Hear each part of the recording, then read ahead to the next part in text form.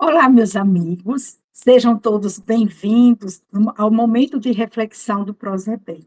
Participo do NEP Bezerra de Menezes, filiada ao Prozebem.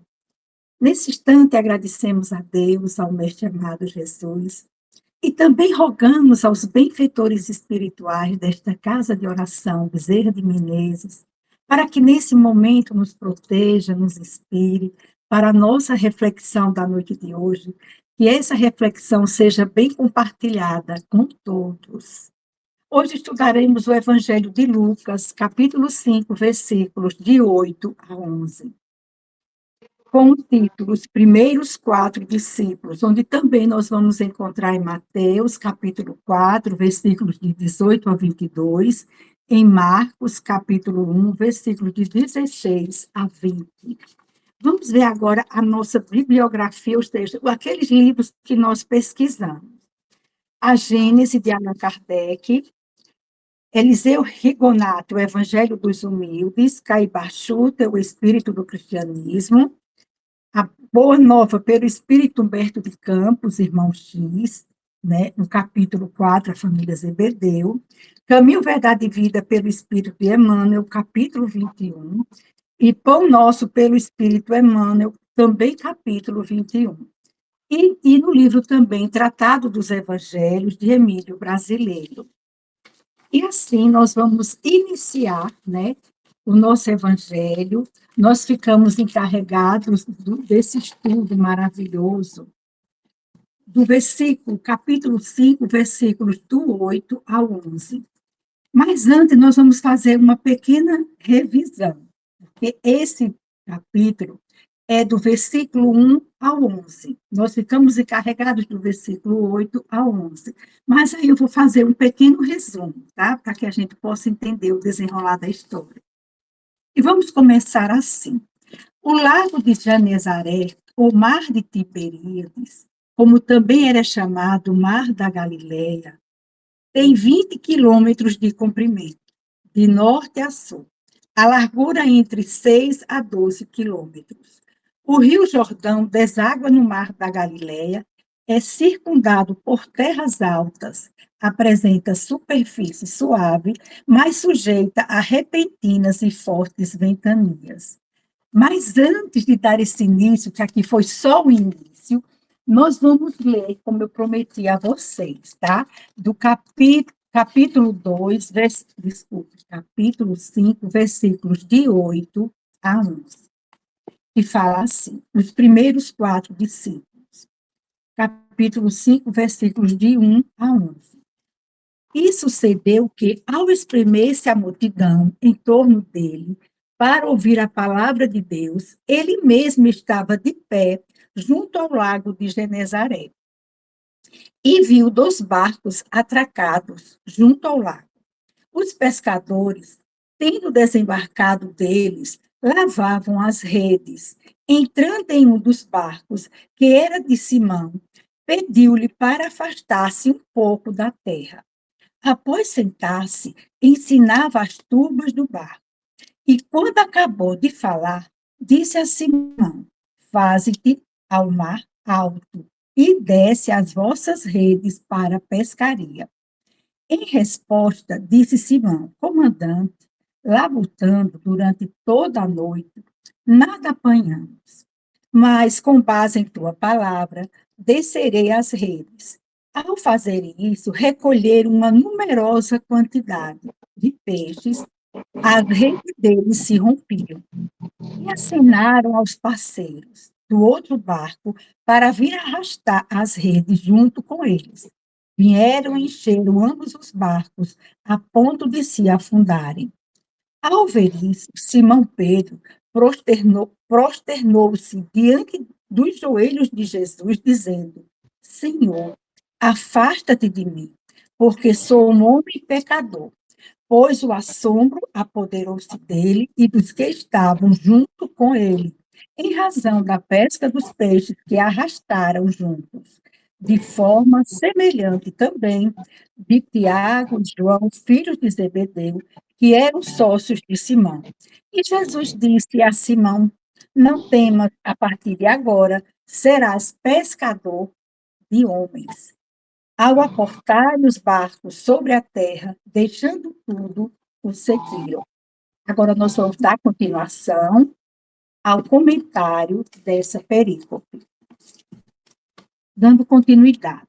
No tempo de Jesus, o lago de Genezaré era coberto de embarcações. Era nesse cenário da natureza que o grande rabi costumava ensinar as multidões que o procuravam para ouvir as suas palavras consoladoras e revitalizantes. Nesse dia, devido à multidão que se comprimia a seu redor, Jesus ensinou do barco de Simão Pedro, que vinha com seus companheiros de uma pescaria sem sucesso. Jesus foi o primeiro orador a falar de uma embarcação à beira-mar. O apóstolo Lucas narra que, ao entrar no barco de Pedro, Jesus pediu-lhe que se afastasse um pouco da terra. Nesse relato, Lucas não menciona o conteúdo dos ensinamentos de Jesus, apenas sintetiza que a multidão buscava ouvir a palavra de Deus.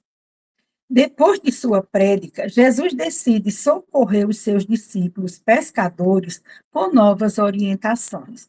Solicita a Pedro que retorne à pesca e orienta. Avança para as águas mais profundas e lança tuas redes para a pesca. Em ação, a pesca maravilhosa nada tem de surpreendente nem de miraculoso. Agora nós vamos falar sobre essa pesca maravilhosa, né? Desde que se conheça o poder da dupla vista e a causa, muito natural dessa faculdade. Jesus a possui em grau elevado e pode dizer-se que ela constituía o seu estado normal, conforme o atesta grande número de atos da sua vida. Examinando de perto esse texto evangélico, percebe-se que, no primeiro momento, o apóstolo Pedro se revelou descrente quanto à possibilidade de encontrar peixes, uma vez que ele e os seus companheiros passaram a noite trabalhando e nada obtiveram. Mas, em razão da confiança depositada no mestre, atende-lhe a orientação e lança as redes no local indicado, obtendo surpreendente êxito. A atitude de Pedro revela características marcantes de sua personalidade. Trata-se de um trabalhador incansável que não teme assinalar as dificuldades enfrentadas. Informa ao mestre que passará toda a noite trabalhando no mar e nada pescara. Mas que se revela extremamente obediente, Pedro, né? Pronto para cumprir instruções vindas de uma autoridade superior. Na verdade, percebe-se que, no íntimo do seu coração, o venerável servidor aguardava o auxílio de Deus. Vamos ler agora, dando continuidade, amados irmãos. As orientações precisas de Jesus ao apóstolo foram: faze-te ao mar alto e lançai as vossas redes para pescar. São instruções que nos conduzem a outras reflexões, conforme assinala o benfeitor Emmanuel. Este versículo nos leva a meditar nos companheiros de lutas que se sentem abandonados na experiência humana. Em surgindo, pois, a tua época de dificuldade, convence-te de que chegaram para a tua alma os dias de serviço em alto mar, em mar alto, né? O tempo de procurar os valores justos ser um incentivo de certas ilusões da experiência material.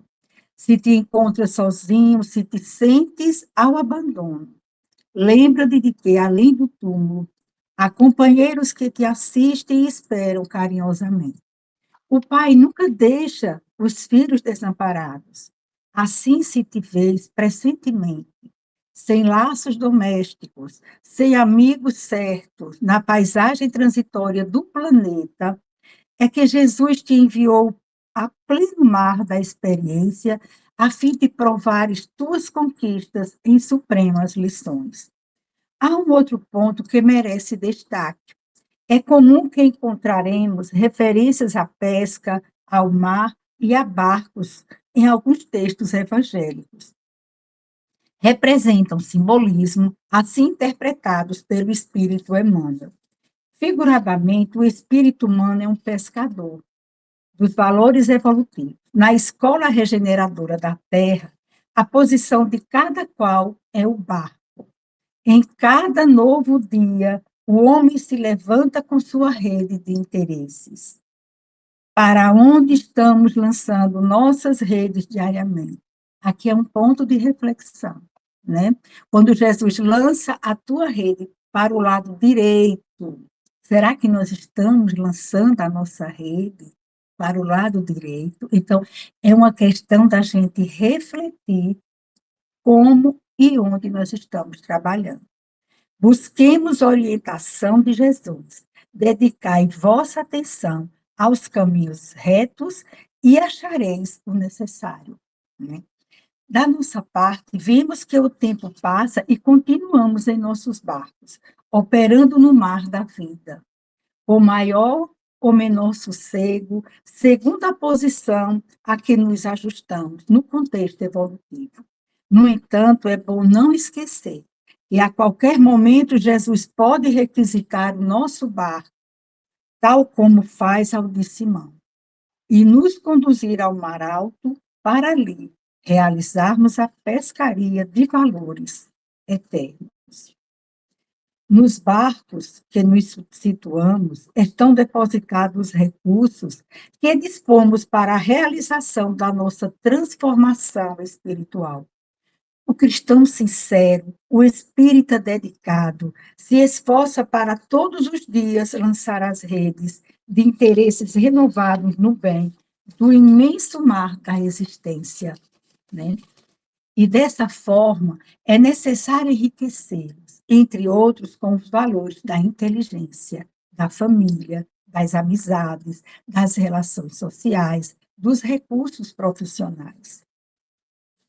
Se Pedro não tivesse atendido à orientação do mestre, possivelmente não teria acontecido a pesca que passou à posteridade como maravilhosa. Da mesma forma, sabendo aproveitar as inúmeras oportunidades que nos são cotidianamente concedidas pelo alto, evitamos o curso de acontecimentos nefastos que poderiam nos assaltar a existência. E, neste sentido, conforme o trabalho que devemos realizar, ora buscamos as águas rasas, calmas da praia, e ora as mais profundas e agitadas do mar alto. Destaca o texto o gesto da gratidão de Pedro. Reconhecido pelas bênçãos recebidas, prostra-se aos pés de Jesus, humilde, reconhecendo-se como criatura pecadora. São outras facetas da personalidade do apóstolo, que se revelam naturalmente a gratidão e a humildade. Não foi por acaso que ele se transformou na pedra angular da doutrina cristã. E assim, amados irmãos, vamos dar continuidade. Vocês estão entendendo? Espero que estejam entendendo, com fé em Deus. Esse episódio da pesca maravilhosa, Jesus ensina os valores da persistência, da criatividade, da paciência, humildade, para não desistirmos dos sagrados deveres do dia a dia. Avançar para águas mais profundas não é apenas avançar além do litoral para efetivarmos uma boa pesca. Também se trata de interiorizar os desejos e objetivos para nos concentrar em nossas realizações, né? Jesus aproveita a oportunidade para convidar Simão Pedro ao tipo mais elevado de pescaria. Não temas, de agora em diante serás pescador de homens, pescador de almas. Pedro se utilizaria dos mesmos recursos necessários para uma boa pescaria, mas com o propósito de ajudar os seres humanos a serem felizes por meio do arrependimento, da fé, do trabalho da esperança, do perdão e do amor.